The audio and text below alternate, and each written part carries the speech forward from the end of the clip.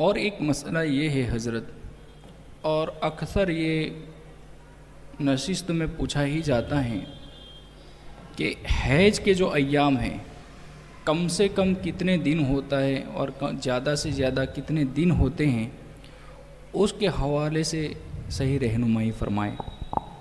میں تمام اسلامی بہنوں اور ماؤں سے گزارش کروں گا کہ بہت توجہ کے ساتھ ان مسائل کو سماعت کریں،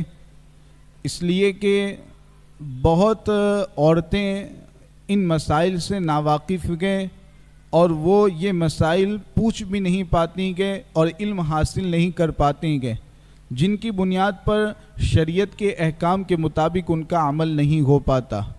تو یہ جو حیض کا خون آتا ہے جس کو پیریڈ کا خون کہتے ہیں گے، اس کو ماسک کا خون بھی کہا جاتا ہے، تو شریعت نے اس کے بھی احکام بیان فرمائیں گے۔ سب سے پہلے تو آپ تمامی خواتین کے لیے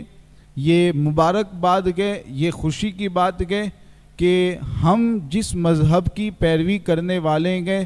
اور ہم جس مذہب کی تعلیمات پر عمل کرنے والے گئے، اس مذہب نے ہمیں صرف نماز اور روزے ہی کے مسائل نہیں بتائیں گے، ہمیں صرف حج اور زکوٰۃ ہی کے مسائل نہیں بتائیں گے، بلکہ ہماری زندگی میں ہمیں جن جن چیزوں کی ضرورت ہے اس مذہب نے ہمیں ان تمام چیزوں کے مسائل بھی ہم کو بتا دیے گئے۔ زندگی کیسے گزارنی گئے، زندگی کے کس مرحلے میں کس طریقے سے عمل کرنا گئے، ہمارے مذہب نے ہم کو یہ بھی بتا دیا گئے۔ تو یہ جو پیریڈ کا خون ہوتا ہے مذہب اسلام نے اس کی بھی تعلیمات ہم کو سکھائی گئے اور اس کے بھی احکام ہم کو بتائیں گے۔ سبحان اللہ۔ وہ احکام کیا گئے؟ حضور علیہ الصلاۃ والسلام کی حدیث پاک کا مفہوم گئے کہ جو حیض کا خون ہوتا گئے وہ کم سے کم 3 دن اور 3 رات یعنی مکمل 72 گھنٹے 72 گھنٹے مکمل، یہ اس کی کم سے کم مقدار گئے،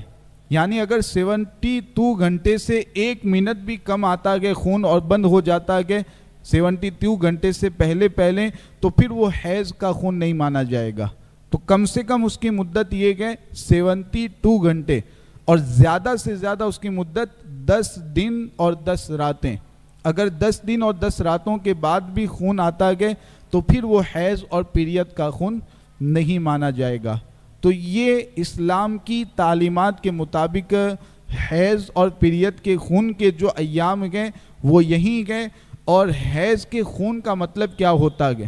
وہ بھی شریعت نے ہم کو بتایا گیا کہ پیریڈ کے خون میں آپ کیا کر سکتی ہیں کیا نہیں کر سکتی۔ تو حیض کے خون میں آپ نماز نہیں پڑھ سکتی گے،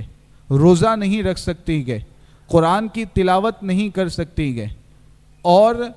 آگے جب حیض کے دن ختم ہوں گے تو جو نمازیں آپ نے ادا نہیں کی گئے وہ نمازیں تو معاف ہو جائیں گی، ان نمازوں کو دہرانے کی ضرورت نہیں ہے، لیکن جو روزے آپ نے چھوڑے تھے ان روزوں کی قضا بعد میں آپ کو کرنی پڑے گی۔